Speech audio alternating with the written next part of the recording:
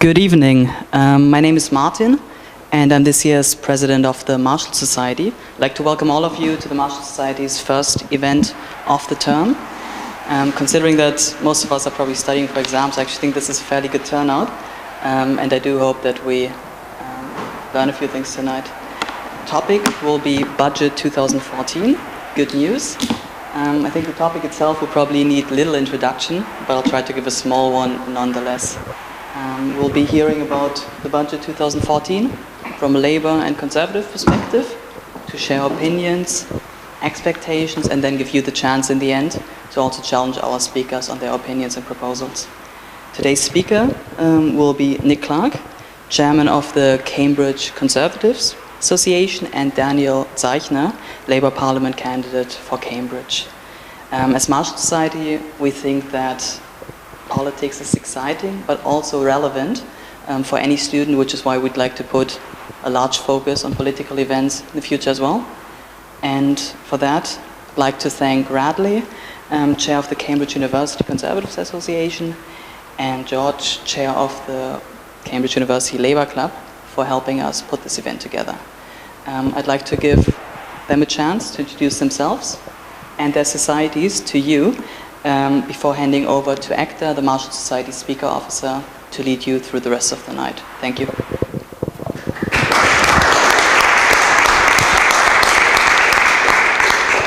Hi there, I'm George. I'm the chair of the Labour Club.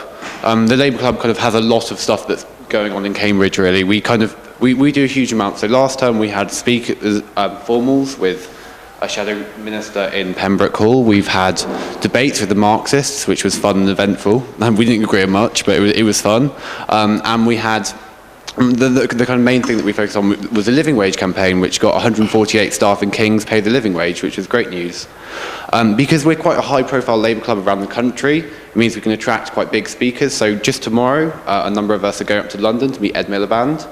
And last year, I kind of had the strange experience of being in Fitzwilliam College bar, getting drunk with Alan Johnson, which was fun. So if you want to kind of hear any more about Cult, just follow us on Twitter, like us on Facebook, or just come and just have a chat with me after the event. Thanks. I'll just introduce Radley. Hi, I'm Radley. I'm from KUKA, so the University Conservatives. We work quite closely with the City Association. Nick's new to the job. He's only been there 4 months. 4 weeks. Oh, sorry, all right. So we've not had much to do with Nick, but I'm sure he will be a very good chairman of the City Association. We do a lot of speakers events. We had Peter Hitchens yesterday debating drugs policy. We've had Norman Tebbit in the last year, Andrew Lansley, Ian Duncan Smith. So we can also attract some high-profile cabinet ministers, which is great.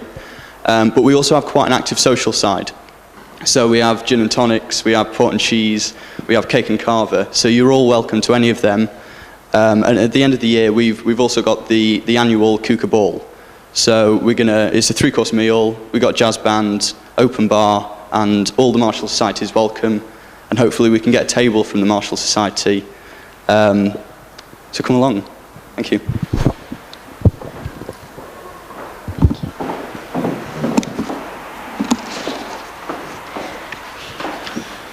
Okay.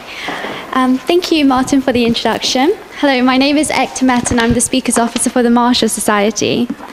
Firstly, I'd like to start off by saying that it's so great to see so many of you here today to support the Marshall Society on their very first event as the new committee.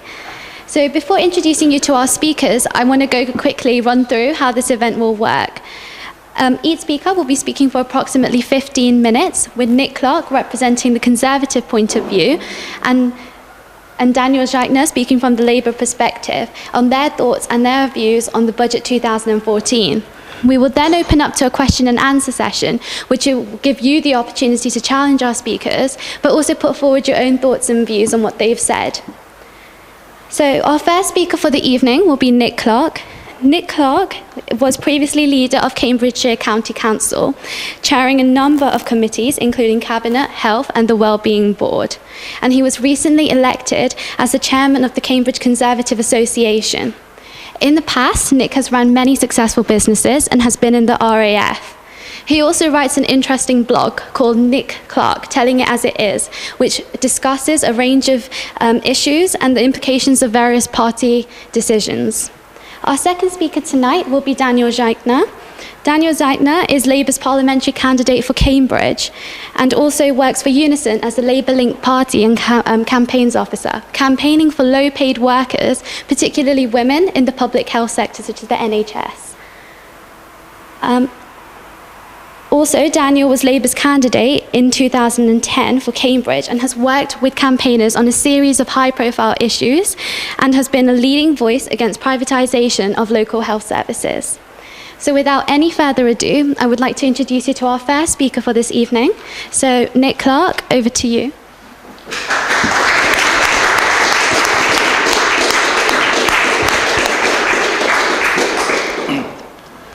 Thank you very much indeed. I've just got to the age, I'm afraid, where I think I need reading glasses.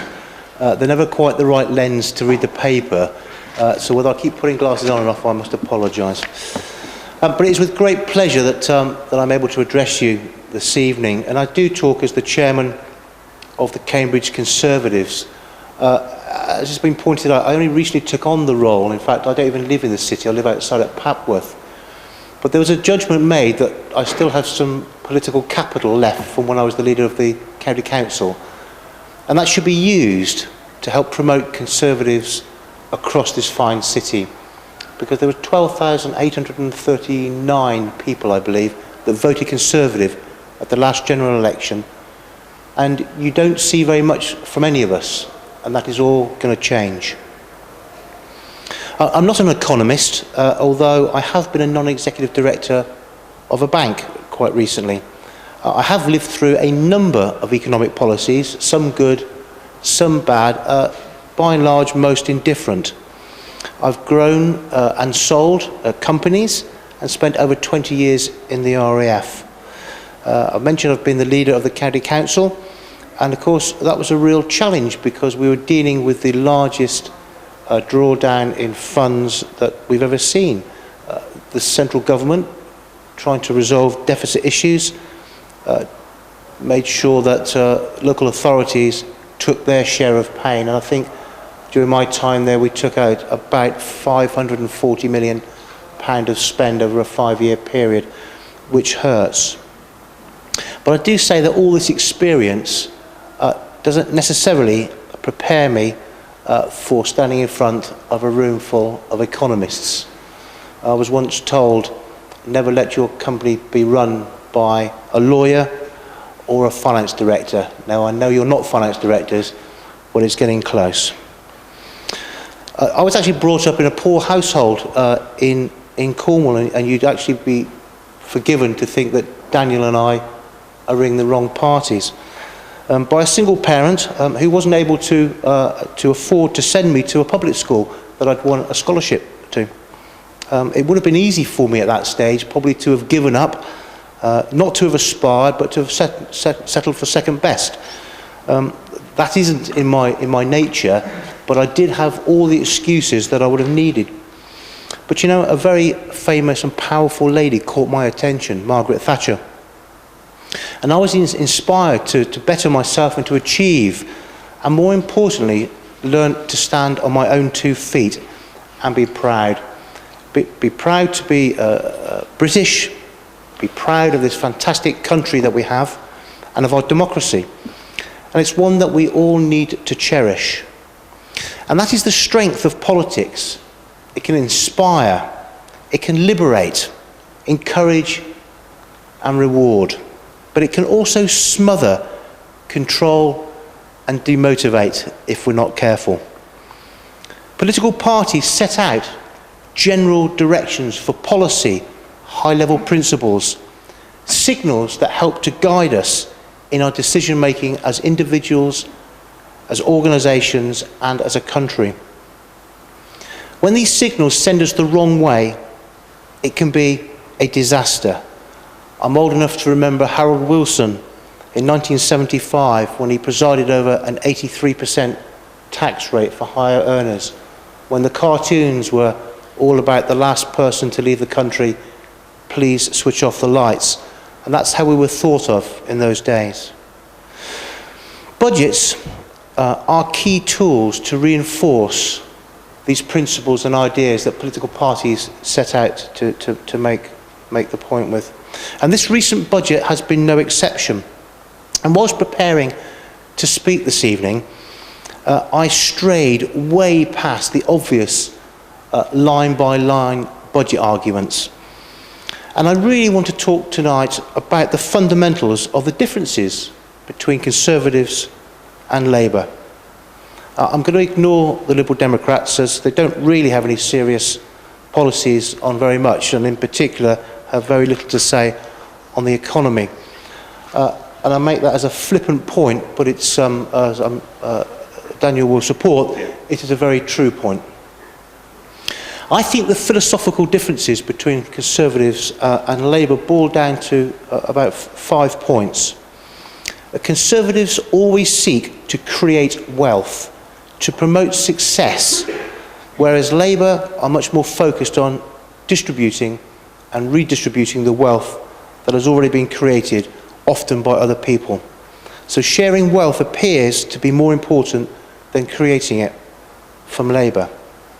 Conservatives believe in individual responsibility, trusting in people to manage their own affairs, their own lives, whereas Labour seek to behave more as a nanny, guiding us with endless rules, regulations and control over our lives. Conservatives believe that many institutions are better run in the private sector rather than by the state.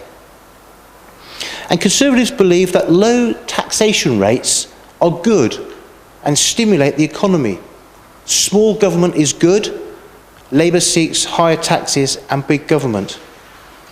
And Conservatives also believe that welfare is a last resort rather than a lifestyle choice. Now, I'm not advocating that either of those two paths is necessarily wrong or immoral, but what I will say is that as a country we have to generate wealth in order to spend it on the people that so very badly need it. I've got to say that this country is a very wealthy country, but it has no God-given right to be so. We must work hard to keep our standard of living whilst competing on the world stage. We hear much about poverty, often spoken by people who have very little understanding about real poverty, but have a very clear understanding of the power of poverty as an effective political slogan. Absolute poverty is where families survive on very little, just enough to meet basic needs. Absolute poverty eradication is arguably an achievable objective. And with the odd exception, it is rare to see absolute poverty in the UK.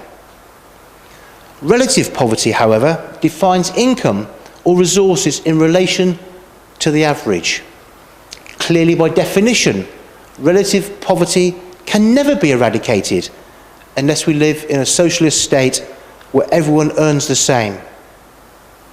And yet, compared to the 85% of the world's population who makes less than $200 a month, we are all rich.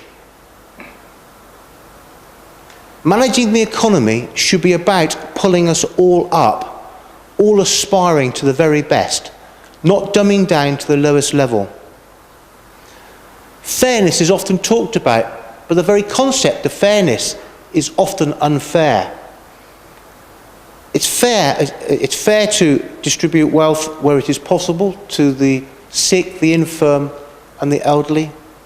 It is very unfair to overly tax individuals striving to build businesses who are often risking everything they have in order to make that business work and survive. Wealthy people who get richer should be role models, people to look up to aspire to. The wealthy have money to spend and to put back into the economy. This money doesn't go away just because it's in the hand of an individual or an organisation. But we must remember we operate in a world economy, and we must attract the very best to come and live here if we are to maintain our high standard of living. Ridiculing and showing little respect is not the best way to attract anyone to live here. And yet we are developing a culture of bashing the wealthy. In the good years, we seem content to see bonuses paid to individuals who help our pension funds to grow. Now, however, apparently bonuses are only given to the devil. That is the policy of envy, and it is destructive. What will be said if our financial institutions relocate overseas? Who in this country will benefit from that? And that is a very real danger. Conservatives seek to promote business in order to generate wealth that can be used to support the infirm, the elderly and the sick.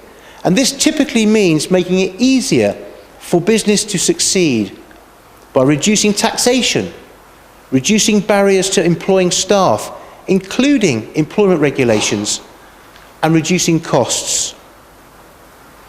This budget helps us to create personal wealth by seeking to lower personal taxation, by raising the 40 pence income tax threshold modestly to £42,285 next year, reducing air duty on flights to the US to promote business, and increasing the personal allowance to £10,500.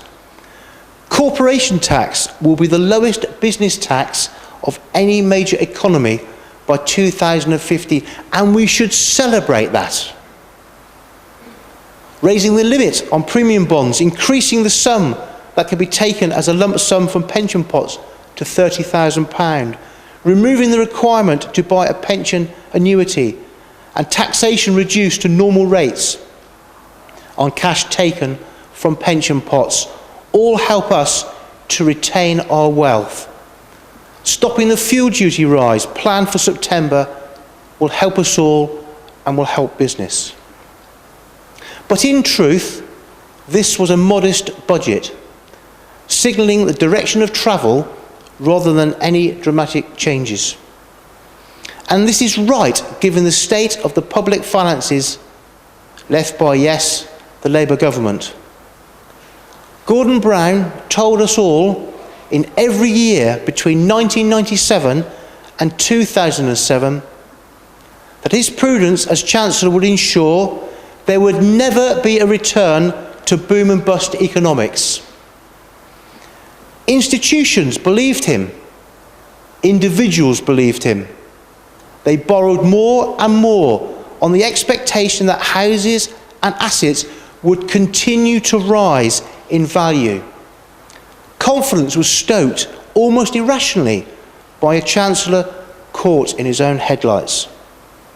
Until, like all financial cycles, even ones delayed by extremes of borrowing, it bust. And boy, did it hurt. Assets borrowed against had little value. Balance sheets had holes torn in them. Value had been spent by individuals, organisations and government, and it no longer existed. Confidence disappeared overnight. Wealth generated in good times should have been put away for the rainy day. Debt should be paid down. Instead, what happened was our gold reserves were sold off at the bottom of the market. Pension funds were raided, and government borrowing took off like crazy. PFI deals were all the rage, with claims somehow that they didn't sit on the balance sheet of this country, which is a nonsense. This is all money that my children and you guys will have to pay back at some stage. And yet this was all done without taking it seriously. Labour's former Chief Secretary to the Treasury, Liam Byrne, left a note saying, "Dear Chief Secretary, I'm afraid there is no money. Kind regards and good luck." The second most senior financial person in the land making light and joke of the financial position we find ourselves in. This budget continues to press down on the public finances in order to reduce the deficit between what we spend and what we raise in taxes. There are no money trees. There are no money trees.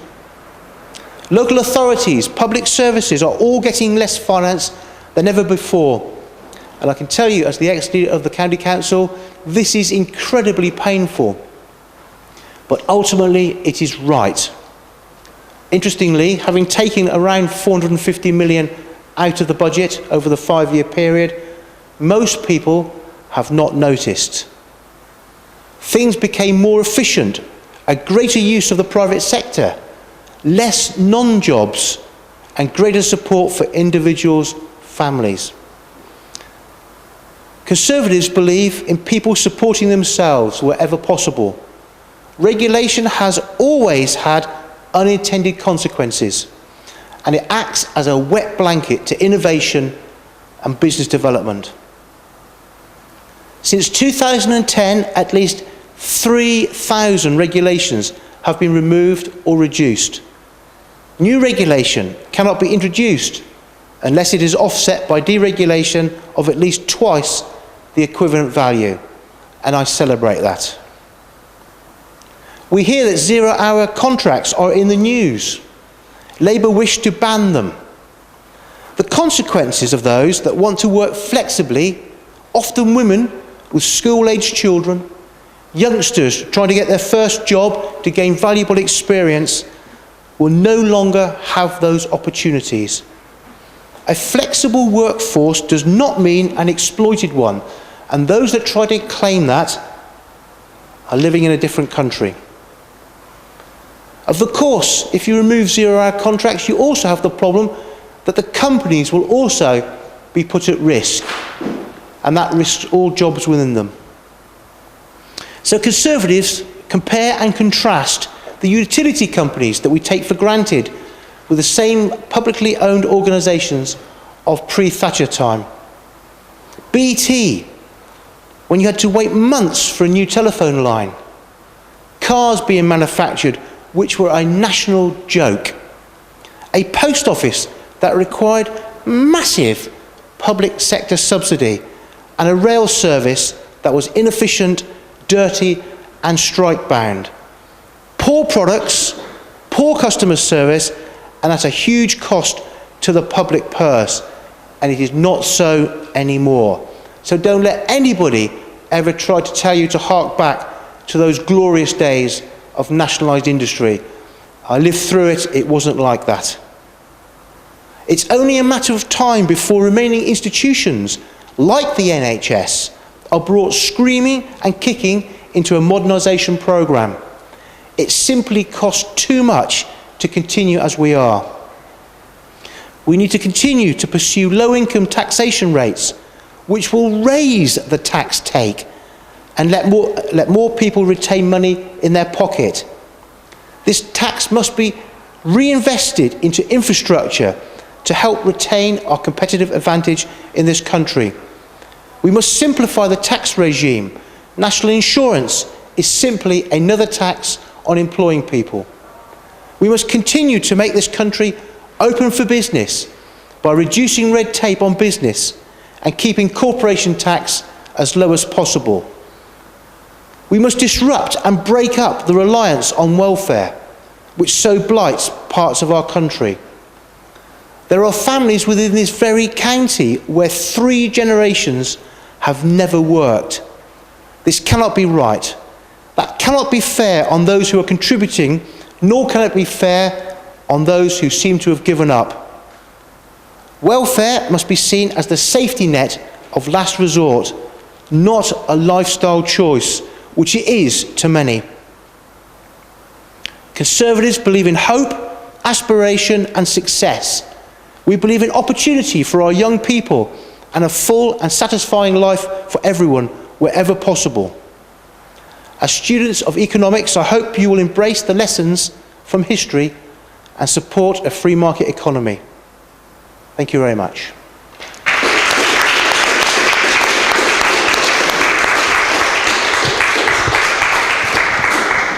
So, thank you very much, Nick Clark, for that hugely insightful talk. I'm now going to pass on to Mr. Daniel Zeichner, who will speak. So. I will speak indeed. Thank you.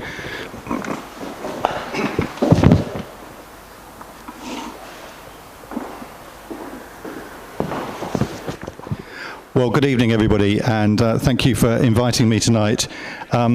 Like Nick, it's a huge pleasure to be invited to such an illustrious group, and I suspect there are probably two audiences here tonight. First of all, can I say to the Marshall Society, when I looked up some of your previous speakers and saw that just a few months ago you had Martin Wolf, I must admit it did seem like a slightly daunting prospect. But I would say on that he's been sparking a very interesting debate, I think, in the last few weeks. Some of you may want to come back to that. And if we want to have a discussion about austerity and responding to some of the things that Nick has said, in some ways I'll just refer you to Martin Wolf, because he seems to me he's got some very interesting things to say, along with people like Adair Turner. And while they're not yet in the mainstream, I think they are going to begin to shift the argument. And first of all, I'm a politician who takes an interest in economics. I'm not an economist.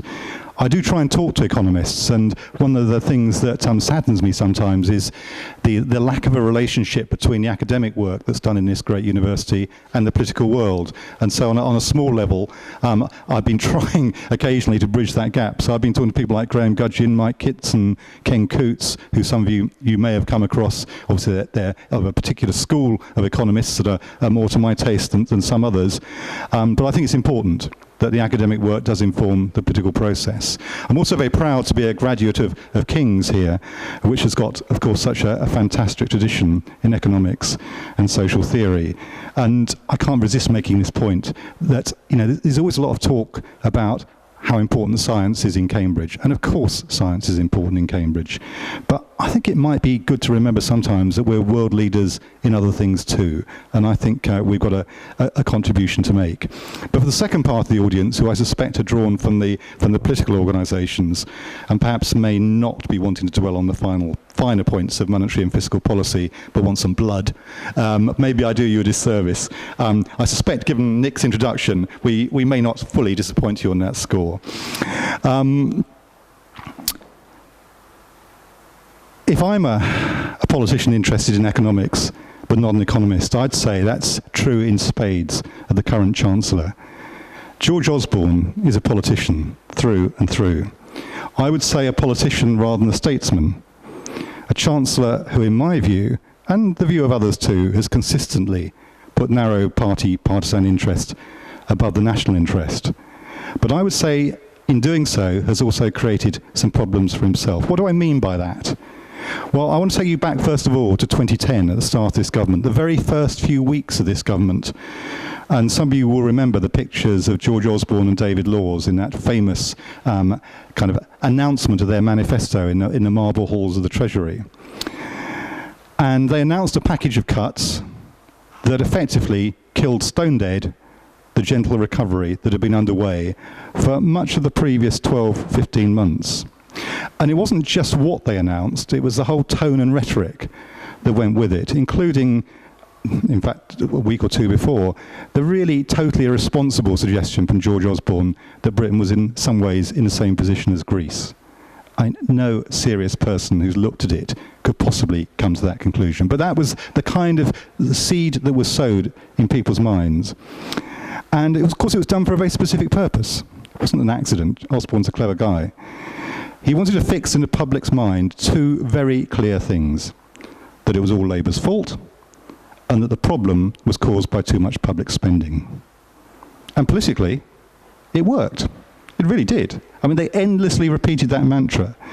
First 2 years of this government, every media interview I did, it always came back. Bunch my partner will remember. It always came back to the same points. Whatever the question was, it was your fault, and as Nick reminds us, there wasn't any money. Didn't ask where the money had gone or where it's created, but that's obviously the other debate. I understand exactly why they did it. It was a good political move. It put Labour on the back foot, and probably to this day, it's the strongest card that the Conservatives have got. But there is a problem, and it's a problem that has become George Osborne's problem. The problem, of course, inconveniently, was the truth was actually a whole lot more complicated. Was it Labour's fault? Well, of course, we were the government at the time. So the buck stops with us. We accept that. That's the way it is, just like John Major was forever tarred by Black Wednesday in 1992. You pay the political price for being in charge when a catastrophe unfolds. But Osborne's claim that it was a result of Labour overspending is a gross oversimplification, as many of you who've looked at it will know. It's what Conservatives like Nick want the explanation to be. It's what they always want it to be, because they want a smaller state, as Nick has said tonight, and that's a legitimate goal. It's a legitimate goal, not one that I share, but a legitimate one. But what's dangerous is to willfully misdiagnose the cause of the problem, because by so doing, you are doomed to fail in trying to solve it. And that is exactly what has happened. The causes of the problem, as commentators like Martin Wolf, Adair Turner and others have carefully explained, was much, much bigger, much more systemic than one national government's level of spending. I think when Martin Wolf was here, he described it as effectively the global debt market effectively ceasing to exist. And I think he put up Edvard Munch's famous painting, The Scream, to describe the feeling that there was in those weeks in 2008, when the global economy was indeed on the edge of a total abyss. And at that time, as he said, no one knew how it was going to turn out. And the situation was only saved by careful and coordinated action by central banks and governments. Now, with the global financial system frozen, of course, the real economy took a huge hit. And of course, government tax receipts fell sharply. And of course, there was an alarming deficit. But that's not the same as saying it was caused by too much spending. To paraphrase what others have said, it wasn't actually too many nurses at Addenbrooke's that brought down Lehman Brothers. It's certainly true, that Labour should have regulated the financial sector more tightly, as other governments across the world should have done. Although I have to say, Nick, that was hardly the advice that was being given by George Osborne, John Redwood and other Conservatives at the time. And I suspect to this day, as you've said, less regulation is what's required. Well, look back at what happened. I don't think it's less regulation that was required. So, Osborne wanted the problem to be overspending, and that's what he and David Laws set about tearing into from the beginning of 2010. And in so doing, I'd argue, he condemned Britain to one of the longest periods of failure and misery on record. But it's not only that. You know, although it was a failure it was actually a failure by the very measures that they themselves set. So it wasn't just cruel and damaging, it didn't work. Because ask yourself, what was it that they promised? What was it they were trying to achieve? They said they would eliminate the deficit in this parliament. Failed. They said they'd maintain Britain's AAA credit rating. Failed. They said they'd rebalance the economy. They failed. Manufacturing, construction, infrastructure investment are all down. Exports are falling, not rising. They said they'd get banks back to lending to business. Failed as well. And irony of ironies, Vince Cable now admits they'll probably fail to achieve what Alistair Darling set out to do, which was halve the deficit in the lifetime of this Parliament, which, if the recovery underway in the last months of the Labour government had been allowed to continue, would probably have been achieved with much less pain all round. So, let me turn to Budget 2014 and say that first, politically, and this of course is Osborne's test, politically, it was a whole lot better than the omnishambles of 2012. Some of you remember all that stuff. The granny tax, the pasty tax, the caravan tax, the endless bungles of that year, and that did them huge damage. And their poll ratings haven't really recovered since. And looking back to the 2014 budget, there isn't really that much to remember a couple of months later.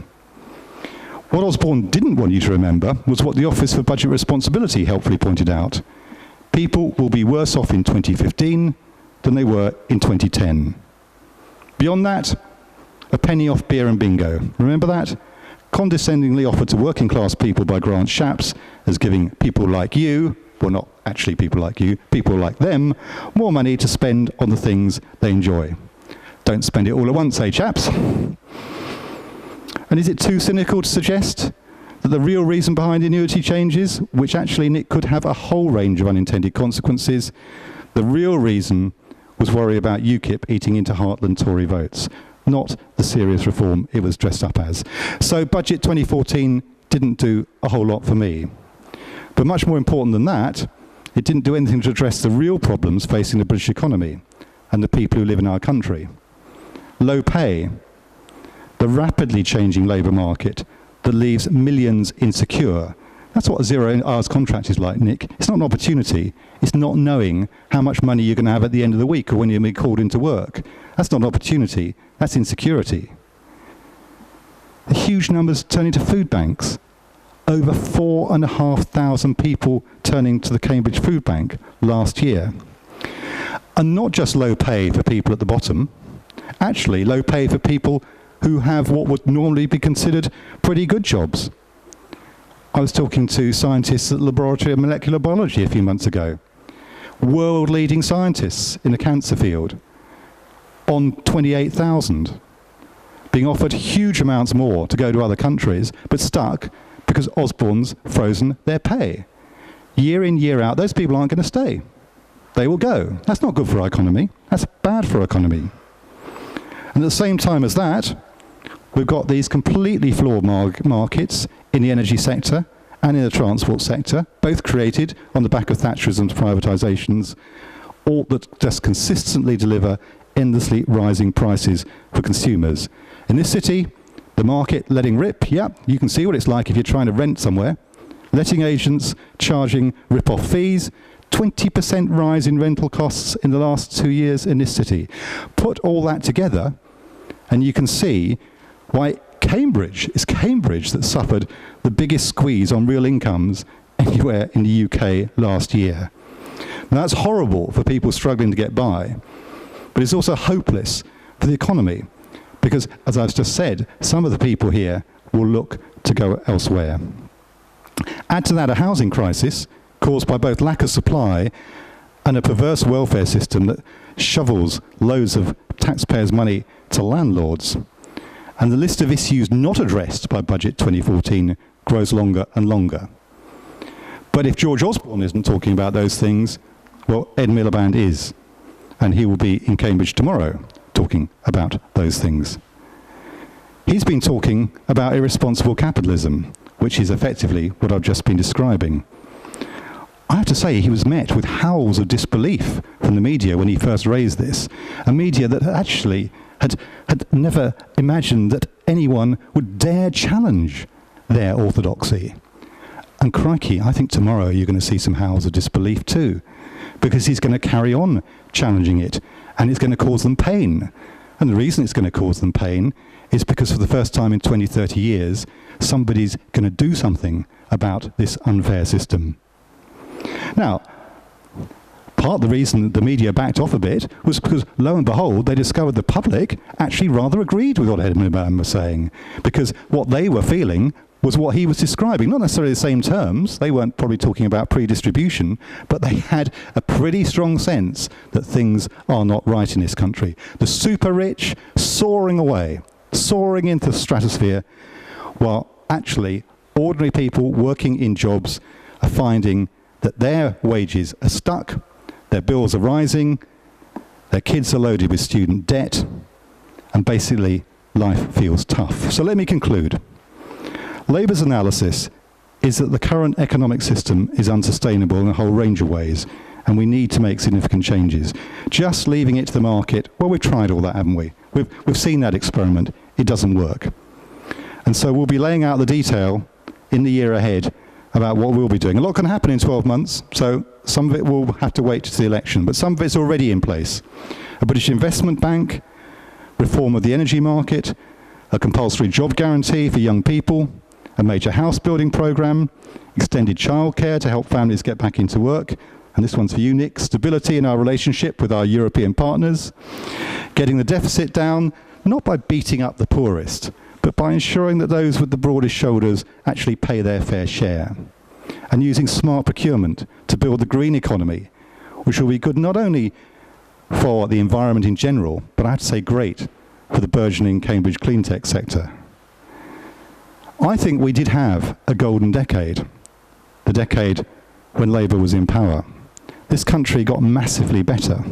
I believe it can do so again, but it will only do so with a government that understands the crucially positive role that government plays in the increasingly complicated, highly exciting, but interconnected modern economic world that I believe we have the very good fortune to inhabit. Thank you.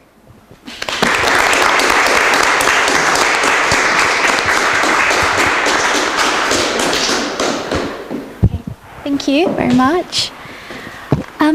So before we open up to the question and answer session, I just had a question for both of you. You both touched on the fact of pension liberalisation, which was a key point that was announced in the budget 2014.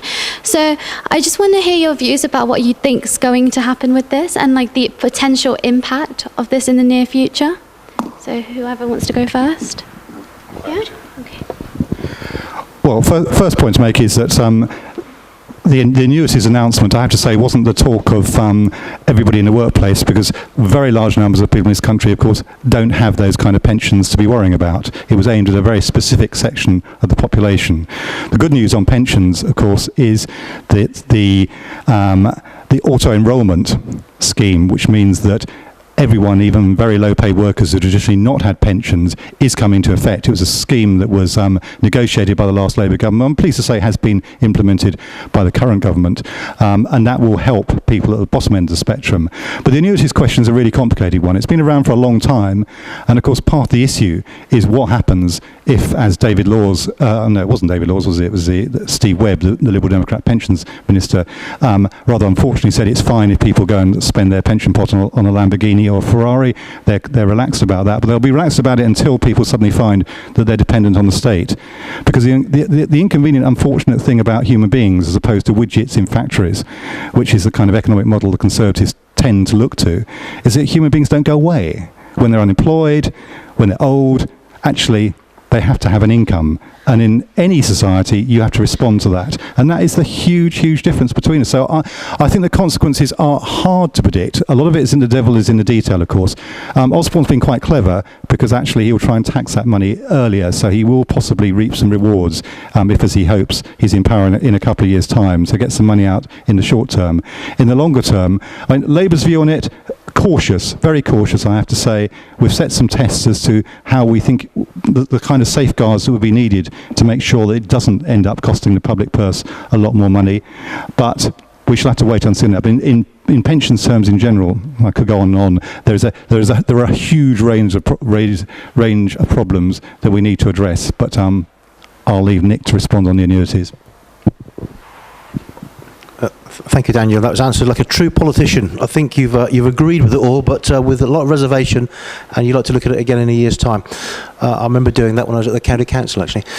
The truth is that we need to go back to the days of Gordon Brown again, I'm afraid. When he changed the regulation, the collective pension pots were rated to a tune of £118 billion. And that had a consequence.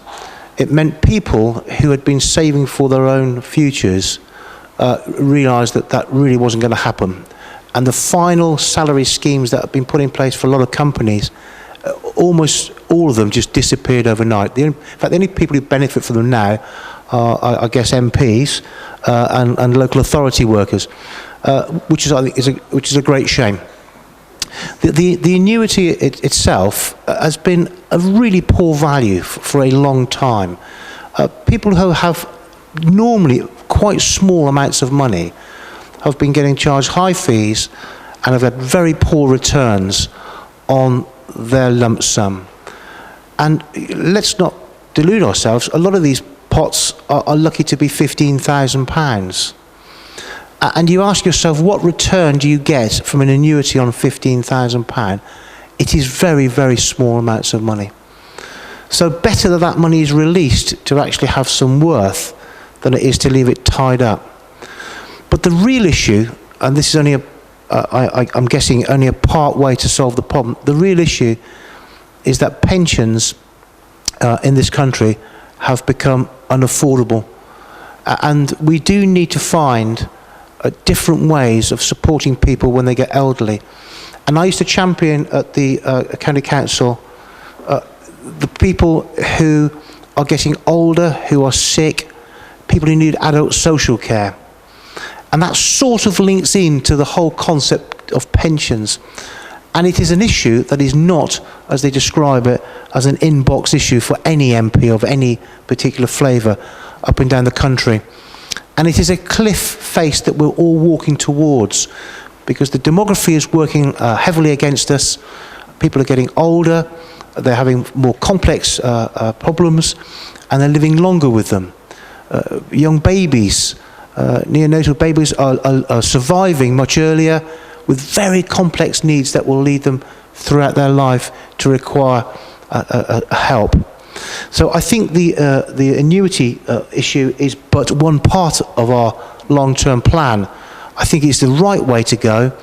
I wish Gordon had kept his paws off my pension about all those years ago, and there was something like 50% of the people in this country who would have had pensions, probably not sufficient, but in much better shape than they are now. So I'll leave it at that. Okay, so we're going to open up to the question and answer session from the audience. So if you have any questions.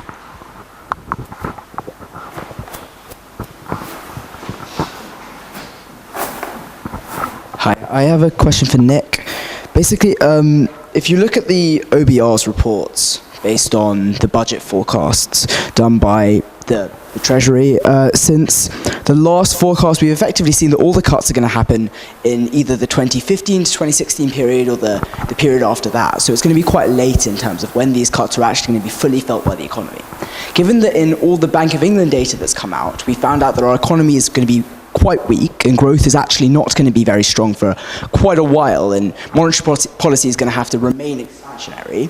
What do you think are going to be the net economic costs of the cuts that are going to happen in the future, rather than the fairly minimal cuts that have relatively happened in the last few years? Yeah, this is clearly a complex issue, and of course, if all the economists got it right 5 and 10 years ago, then I guess the problem that we're in wouldn't have happened. So economics, I think we'll probably all agree, would like to be treated as a science, but it jolly well isn't. It is buffeted around on the winds of politics and world events.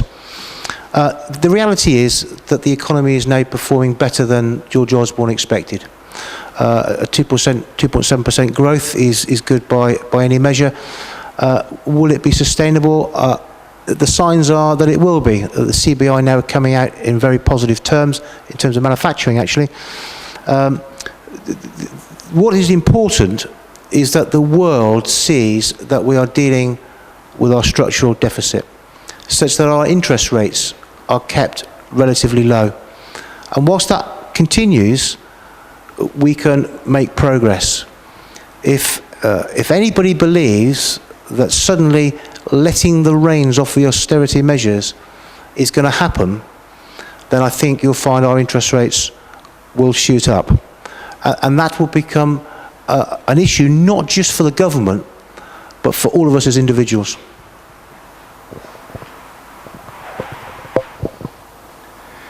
Yes, I think you're right. There's a huge number of problems just down the line, and politically, of course, it's quite convenient that they may be pushed off for the next government to have to deal with. Basically, this is not a sustainable recovery, as far as most people can see. It's not really based on anything very much. It's actually based largely on a housing bubble and sucking in money from other parts of Europe, particularly from Russia. London-based, it certainly feels like a bit of a recovery in the south. Go to the Midlands and the north, and it feels very different indeed. And even within the south and London, actually, it's only a recovery for some people, not for many people. But in terms of the broader economy, it just hasn't done what Osborne set out to do. Nick's right, that we've now got some growth, but we're not even back to where we were in 2007 and 2008 yet. And of course, it's 2.7 based on a smaller starting point. Plus, we've had many more people come here since then, as has been pointed out in the last few days. GDP per head is actually way down. So it really doesn't look like a very sustainable recovery to me. It's a pre-election boom. It's been done lots of times before, and I fear whoever's in charge in a year or two is going to have a real nightmare, and although I'm looking forward to it, in some ways, I think it's going to be very, very tough.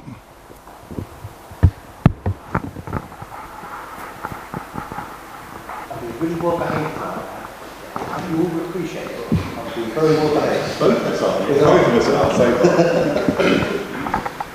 Yeah, this is kind of a question for Nick as well. I was very confused by your speech for a number of reasons, but specifically because you spoke about how terrible Labour were with the public finances whilst they were in office. Something that confused me was that in 2007, on the 3rd of September 2007, George Osborne gave a speech where he pledged support to Labour spending plans for the next 3 years. Now, what baffles me is, if Labour spending plans in 2007 were so irresponsible, why did George Osborne pledge to match them, given that on August the 9th, 2007, it had been the start of the liquidity crisis? Not only that, you spoke about regulation as a wet blanket to innovation. Now, given that quite a large proportion of good-thinking people agree that a significant cause of the banking crisis was a lack of regulation, how are the government's measures in deregulating going to prevent something like that happening again? Thanks. Let me just deal with the regulation first of all. My word of caution about regulation is to avoid a backlash.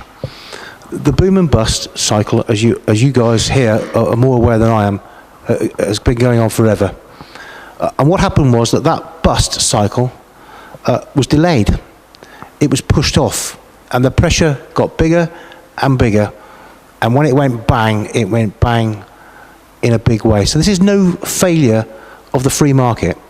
This is no failure of free market ethics. This is about containing pressure to a point where it just exploded like an earthquake.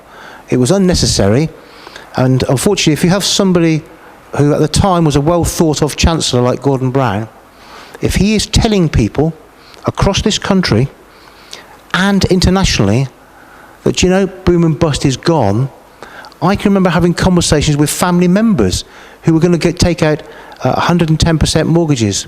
Because it's okay, because in 2 years' time, they'll have made up the 10% and they'll still be making money. But the reality was those assets were falsely valued. They were falsely valued by overconfidence. And we all know that overconfidence in any walk of life can produce catastrophic outcomes. In terms of the spending pledges, you know, I don't know what George was doing when he was aligning himself to the previous Labour spending plans. You know, there would have almost certainly been a good political reason for it, one I'm not privy to. Would that stack up against whether it was the right thing to do or not? I suspect the problem was that the majority of the spend that was hurting us had already been made and committed to. Where the problem has subsequently come to light was through things like the PFI agreements, the Private Finance Initiative agreements, which Labour for some reason thought that was just free money. And if you take Peterborough Hospital, because hospitals were mentioned earlier on, it's not a shortage of nurses that's a problem there. It's a shortage of finance within that trust, because the PFI deal is so onerous. Too much money, too much revenue money is going to pay off that debt, and that will go on for a long, long time. Well, we can agree on something at least, which is PFI, which of course was introduced in the early 90s by the Conservatives. In my view, was never a good idea. And in fact, I'm on record from the 1995 Labour conference describing it as the Pay Your Friends initiative. And I've never changed my view on this. I've been consistent throughout. And I don't think Labour should have pursued it. And I don't think the Conservatives should be pursuing it now. And of course, we've still got more PFI deals coming through. But there you go. I just wanted to pick up George's point about, you know, the regulation issues, because I didn't say much about it in my opening statement. There's a completely different view of how economies work here, and most of you are economists. So, I mean, my view is in a modern, complicated economy, the relationship between the private sector and the state is one of mutuality. You've got to have a state apparatus to make the private sector and the market work. Markets don't just exist, they're socially constructed. And a effective modern governments understand that and work in partnership. And that's what the Labour government did, I think, very, very successfully for a long period. And of course, you can shape markets and create markets. And that's what green regulation will do. It's not going to happen just out of thin air. It needs governments to set something like Labour's decarbonisation target in 2030. Now, when that's there, the private sector will actually come up with a lot of good, innovative ideas. If it's not there, they won't, because it doesn't have to be done. That creates jobs. That creates wealth. That's actually how the world works. The reason Europe did so well in terms of the mobile phone market compared to the United States was because regulation across Europe defined the market in a certain way, which made us world leaders. So clever, smart interventionist government is what we need. And I think that's the fundamental difference between us, Nick, that I have a belief in government and you just want to get rid of it.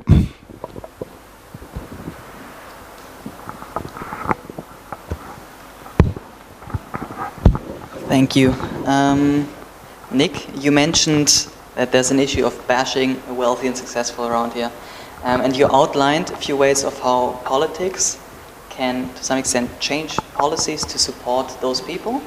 But what do you think needs to happen for the average person to, let's say, accept a banker to have a bonus of, let's say, a few $100,000s for the work that he did? What actually needs to happen for the average person to say, okay, I accept that other people earn more money than me, instead of displaying the envy which you mentioned. And I also have a question for you.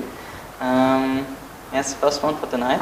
But of course, I'd like you to then respond to that. But also, what I sometimes associate with Labour is extreme taxation of the people that maybe earn a bit more. If this keeps rising in the future, what do you think will prevent those people from just taking not just their money, but also their abilities and going somewhere else? Thank you. It's a fantastic question, because it gets to the core of the philosophical debate, actually. And whilst you have a whole sector, a whole section of the political family preying on people's fears, preying on envy, it will ever be so, because it is so easy when you don't have £1 million a year income to say, well, wouldn't it be nice if you had that? You know, why don't you have a bit of that?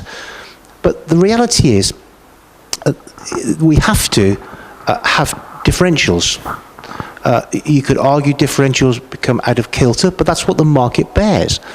We have the same with footballers. You know, some of the footballers in the Premier League earn extraordinary amounts of money, more than trade unionists even, more than trade unionists.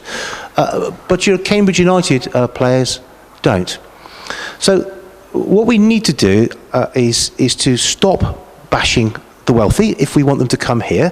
Because I have to say, you know, if I had some money and I was thinking about living somewhere else to invest, I wouldn't be going to the country that was constantly threatening higher taxations, back to Harold Wilson with his 83%.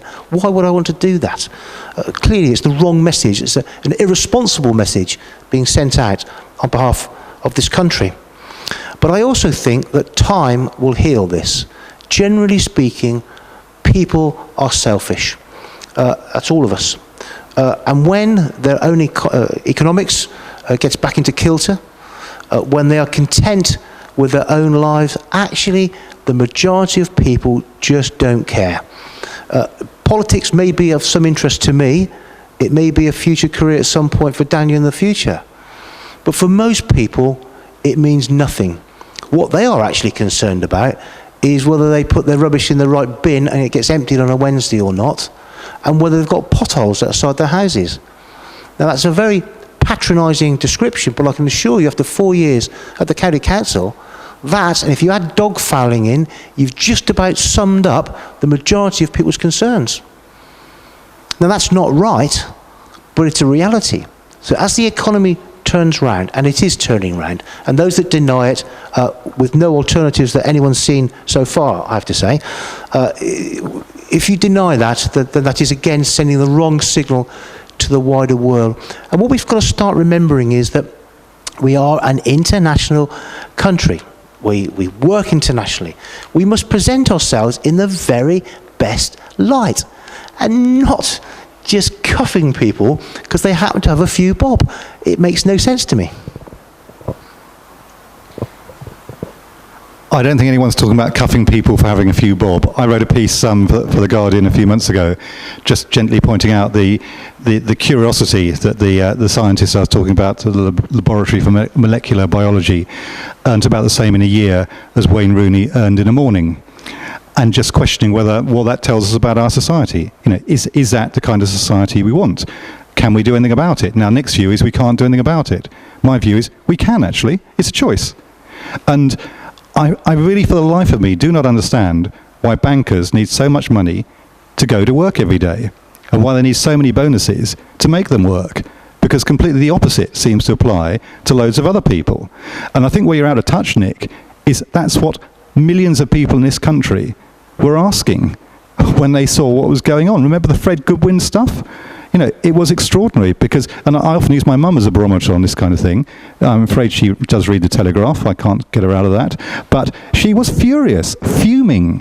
Why are these people earning all this money? What is the answer? People, ordinary people, are offended by what has happened.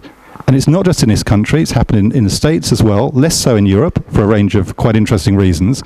But the Anglo-Saxon economies have completely lost it in terms of distribution of rewards. And you look at the pay ratio between ordinary workers and the people at the top, go back 20, 30 years, and the ratio is 10, 20 to 1, something like that.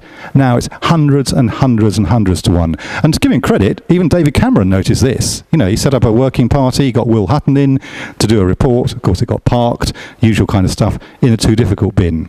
But the Labour Party does have a different view. We do think it matters. That's why we talk about the minimum wage. That's why we talk about the living wage. And all credit to them, there are people, students in this city who have actually made some breakthroughs on the living wage. So you can do stuff at the bottom. The question is, what do we do about people at the top? Now, you're right, Nick. Of course we're not going to have punitive rates of taxation, which are going to put us at a competitive disadvantage. But there's a big debate to be had about what that level might be. And I certainly don't believe that suggesting that we reintroduce the 50p top tax rate is going to persuade people that they want to give up the huge pleasures and advantages of living in our country to swap it to go and live in some rather arid place where they may get a few more quid at the end of the month, but actually their quality of life is massively lower. But there's a balance. So no one's suggesting 83 pence in the pound, but final point is there's a real problem for governments in terms of tax evasion. What we actually know is that this is a slightly curious debate because an awful lot of these people never pay the tax in the first place. They find lots of clever ways around it. And in the modern world, we're going to have to work much more cooperatively, particularly with our European partners and with others, to make sure that people can't just play one nation off against another. Not easy. In the global economy, with the internet age and all the rest of it, we can see how difficult it is for governments. That's going to be one of the biggest challenges. But the basic principle has got to be there for a progressive tax system that makes sure that people pay their fair share. That's all we're asking for, and that's not going to frighten off either investors or the voters. If I just come back onto that, I mean, you can understand there's two philosophies, and that's healthy that a debate takes place. It's not that the Conservatives or I don't believe there's a way to regulate the employment market. It's a fact that we don't want to do it. It is important that people see their pay, whatever that number, is a reward for their work. And you know, once you've earned so much money, earning any more doesn't actually affect your way that you live. You can only buy so many yachts or so many houses or whatever. That's not the issue. But what they are reward points. They are, it signifies that you are achieving. And it is that hunger, that selfish desire to get more reward points that drives companies, that drives boardrooms. It is that real innate passion And I speak with some passion as say somebody who was brought up poor and have grown and sold multi-million-pound companies without any external investment. It is that hunger, that desire to get yourself back up there with some, with some esteem points actually, that I didn't get by coming to a wonderful university like this. And that's a powerful motivator. It's a powerful driver to succeed. And people that have worked with me have always said, what we've liked about working with you is not necessarily your decisions, which may or may not have been right, but boy, you do it with passion, and we believe you, and we'll follow you. And that is how you build teams and successful organizations.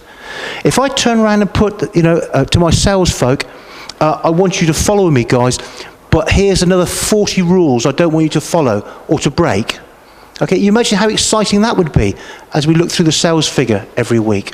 So there is something about the humanity in there that we need to be able to demonstrate to our peers and people that we've been successful. And we do that in lots of different ways. So let's not take away that powerful motivator. So can we have one more question? Okay.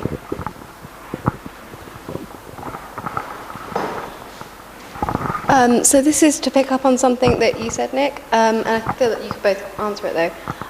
You made a point of saying, and it's sort of gone unchallenged, that most people in this country would not have noticed the, was it 450 million that's gone out of the budget? I'm just wondering if you have any sort of statistics to quantify the fact that no one's noticed. And Daniel, I'm wondering if you possibly have an opposing idea that maybe some people have noticed that fall in the budget. Right, forgive me, I've got to try and remember all my stats now from well over a year ago. So, the 450 million of a 5-year plan came out of a non-schools budget per year of about 500 million. So, you've got 2.5 billion, 450 had to come out. That's only half the story. On top of that 2.5 billion, you would expect, with the increase in demographics, another slice to go on top, and forgive me, I can't remember what it is, but 20 to 25% would not seem wrong to me.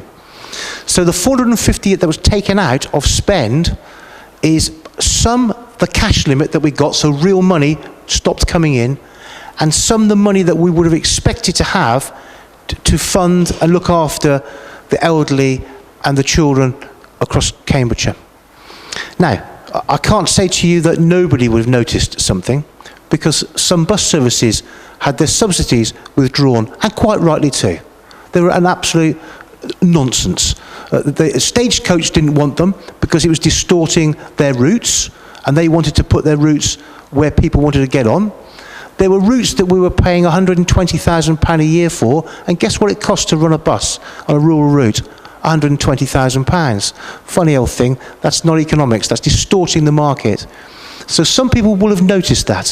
What we did do then was to put money back in to find routes that people actually needed on their buses. It's not perfect, but it was better. But if you take that to one side, if you look at the real expensive cost, and that is adult social care, I think it's something like 45% of the non-schools budget is on adult social care. There have been pain felt for the providers because their profit was reduced. There is certainly a recategorisation of some quite lazy assessments, actually, of some people's needs, and there's 4 different categories and how many packages they get. They were looked at incredibly tightly. There was a breakup of Cambridge Community Services, which I led the breakup, because it was running inefficiently and for its own ends, as opposed to the ends of the people of Cambridgeshire. So the people receiving the care packages didn't notice a difference, but the organisations sitting between did.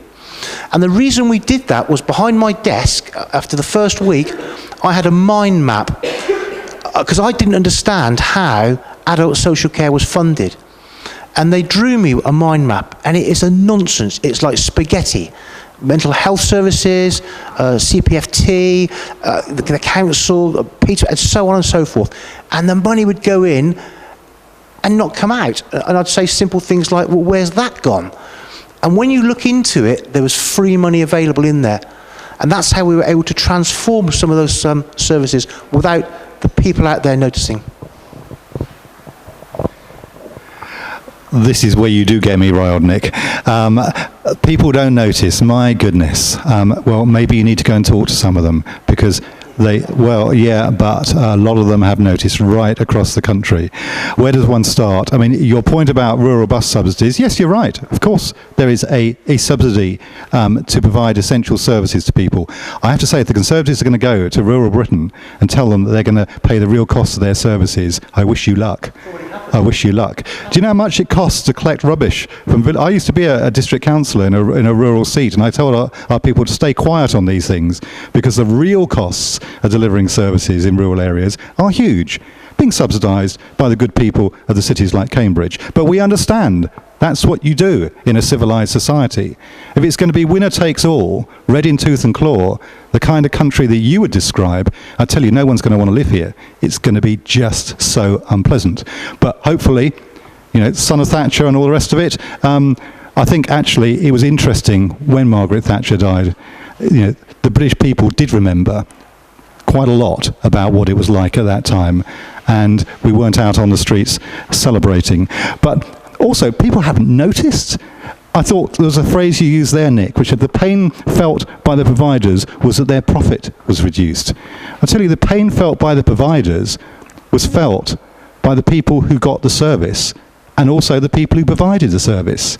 The people who, over the last few years, have seen their essential visits reduced to rushed 10-minute jobs by a different person every day, because that's the way. It is absolutely true, Nick. It is absolutely true. Well, it's not true. You're just telling, you're taking a piece of national rhetoric and applying it to Cambridgeshire. It is not true. Well, that's what people tell us is happening all the time. The people receiving the care, but I can assure you, having spoken to more service users than enough, that is not what is happening. That's the complaint I hear on a very regular basis. I say my partner works in social care. That's what she hears on a regular basis. And when you talk to staff, when you talk to the staff providing the services, what they will tell you is that they are under acute pressure. And of course, they have had. So they should be, you say. So these are low-paid women who have had no pay rise the last few years. It's not true, actually. It is. There's lots of male work. It is largely women who have borne the huge brunt of this government's cuts. And if you go and talk to them, well, that's why, of course, women are overwhelmingly turning to Labour at the moment, because they are the ones who are particularly on the receiving end. It's been a very, very unfair distribution of resources. People who receive the service. No, but what I'm saying to you is, are not there for the people who they employ, nor for wannabe politicians or councillors. The authorities are there to provide services for the people of the county. And the strange thing is, Nick, is those same people who are providing the services are also citizens themselves. They're also citizens of Cambridgeshire. And what I would say to you is, when you say that no one's noticed any difference, people have noticed an enormous difference. Let's just move on to the national scale. I mean, huge amount of money taken out of the teaching budget to universities. How is it funded? By tripling tuition fees. A lot of you in this room will be paying those extra tuition fees. You've noticed. One could go around the whole list of things. Of course people have noticed a difference since 2010. But Danny, with respect, I talked about £450 million from the county council budget. It doesn't include anything to do with tuition fees. No, I said looking at... It's got nothing to do with the question. No, what I'm saying is the principle, if you take money out of the system in that kind of way, to suggest that it doesn't have an effect, I'm afraid is complete nonsense. What's worse still, of course, is it has an effect on local businesses too, because the understanding that we have of how a complex society works is that when you take money out of public spending, that has a huge impact on local businesses. Just as if you introduce welfare cuts, what you find is that people who used to spend money in the local shop now no longer have money to spend in that shop. That hits that business. So we understand the complex interdependence between public and private. We don't say public good, private bad, or the other way round. What we say is, in a modern economic society, you need to understand the relationship between the two. That's why, with Labour, the economy actually works better. Strangely enough, it's the Conservatives who don't understand how to run a modern market economy. Thank you. Do we have time for any more questions? Okay, one more question.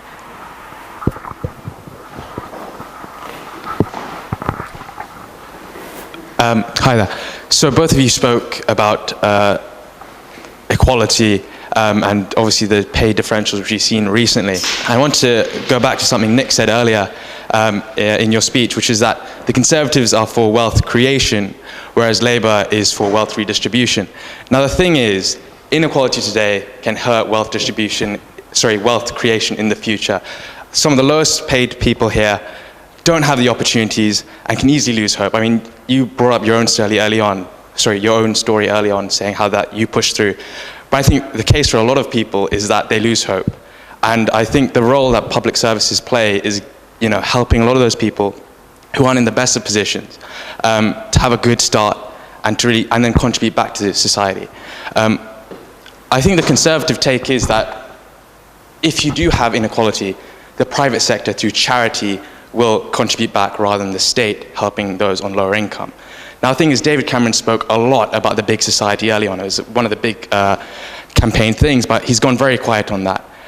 So from your own perspective, if the Conservatives believe in low taxes and kind of a more market allocation of wealth, how should we be supporting private charity initiatives? What's happened to the big society? And where are we going wrong with philanthropy here in the UK?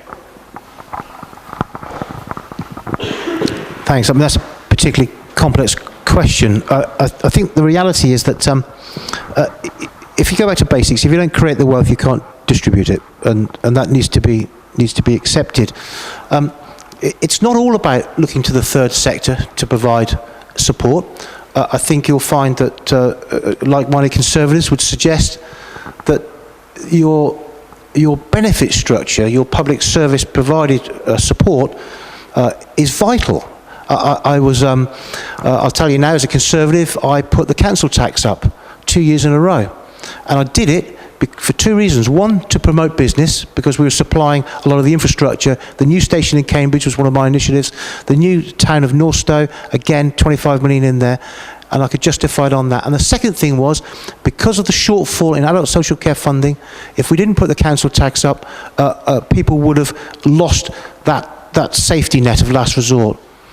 But what we would suggest is that it is moved from being a safety net of last resort into something like a lifestyle choice.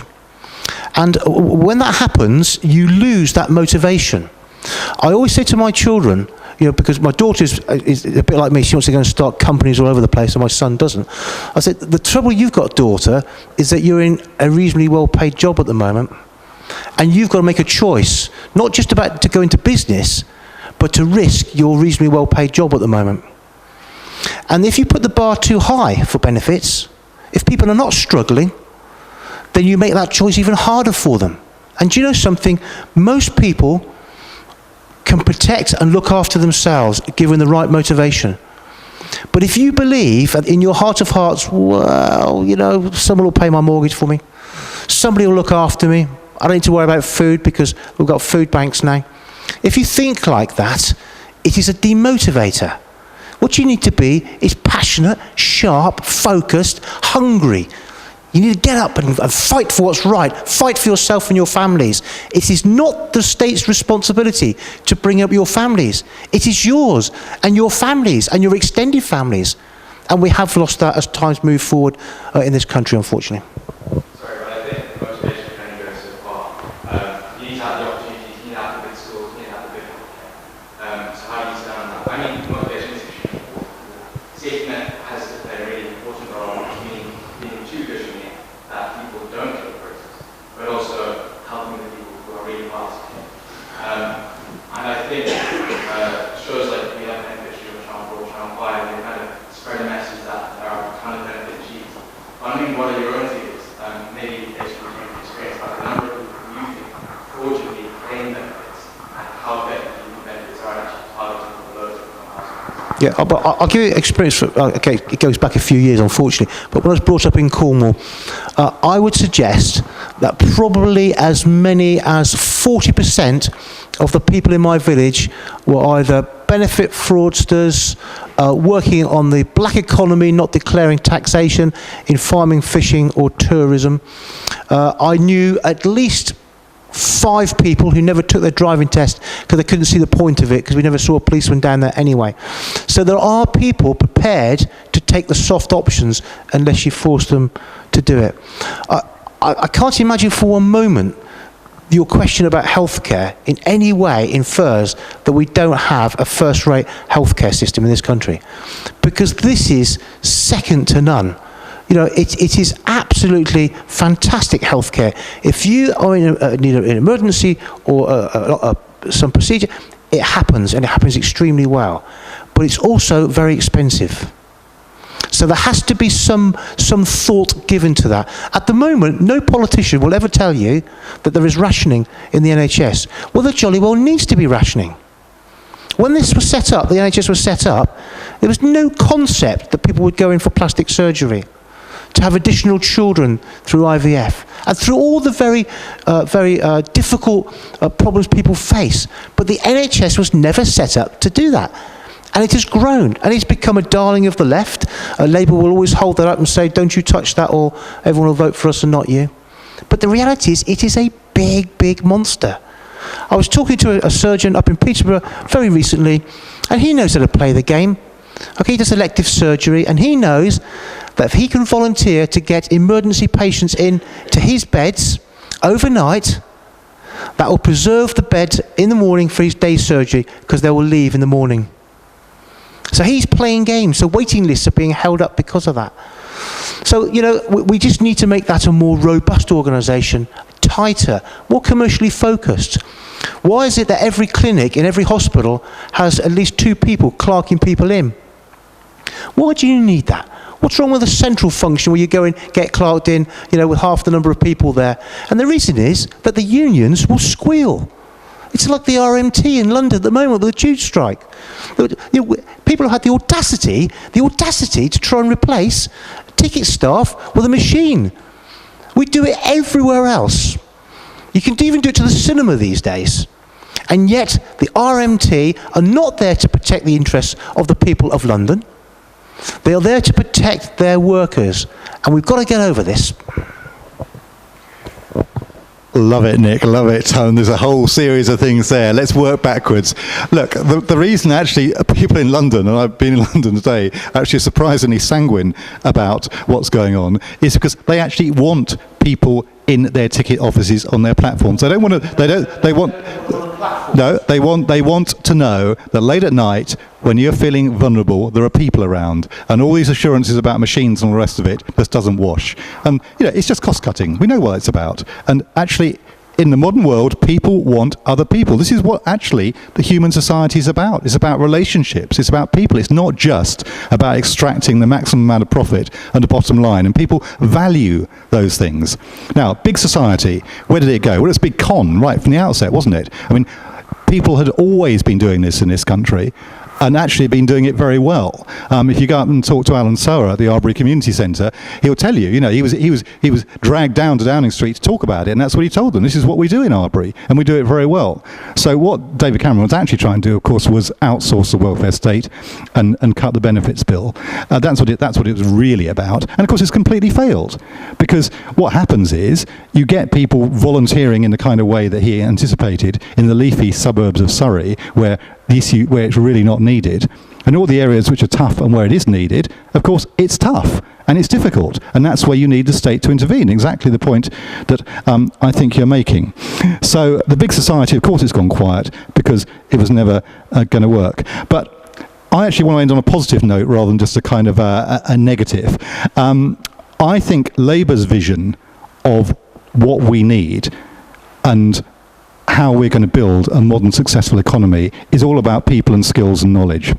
That's the thing that we need. That's the thing actually we have been not terribly good at in this country. Great in great universities like this, but not very good for the other 50% or 60%. Incidentally, I do have to take issue with you on the 40% of people who are scroungers in any village. That's certainly not my experience. Cornwall may be different, but I doubt it personally. I think it's vastly overestimated. Of course, there are always people who play the system, but actually, when you look at the numbers, all these efforts to try and crack down on benefit scroungers actually be far more effective if you crack down on tax evaders and white-collar scroungers. Isn't it funny? We had a whole discussion tonight on the economic crisis, and no one's thought to mention the guys who were fixing the LIBOR rates, the criminals who were running the banking system, knowing what they were doing. You know, the masters of the universe who claimed they knew how to do it. We poor politicians, we should have asked a lot more questions, yeah. We shouldn't have been so trusting, but trust me, we're not going to be so trusting about them in future. So finish on the positive note, skills, making sure that young people are trained, have the skills we need for the future. We're part of a global economy, right to be part of a global economy, and if we get it right, this country can go from strength to strength. But there is a big choice. You've heard a big philosophical difference tonight between the two main parties, and I think this is going to be one of the most exciting general elections in a long, long time, because there are going to be two very, very different visions. On the one side, Ed Miliband, Labour, and I think the majority of the people wanting to do something about irresponsible capitalism, and on the other side, Nick, George Osborne, and others saying, let the market rip. Well, we'll see. Thank you very much to our two speakers. If we could just give a round of applause to both of them. And just over to Martin to give some closing remarks. Thank you. Oh, yes, thank you very much, Nick and Daniel, for such an interesting and lively debate. And of course, all of you for participating.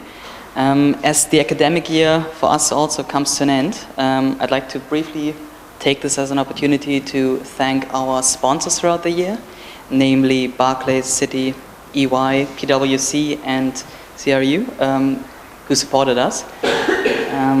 With regards to what's happening Marshall-wise over the next few weeks, next week we will be hosting our first ever exam revision strategy event, where we will be having an examiner speak specifically about the macroeconomics exams of year 1 and 2. Of course, we hope to see a lot of you there.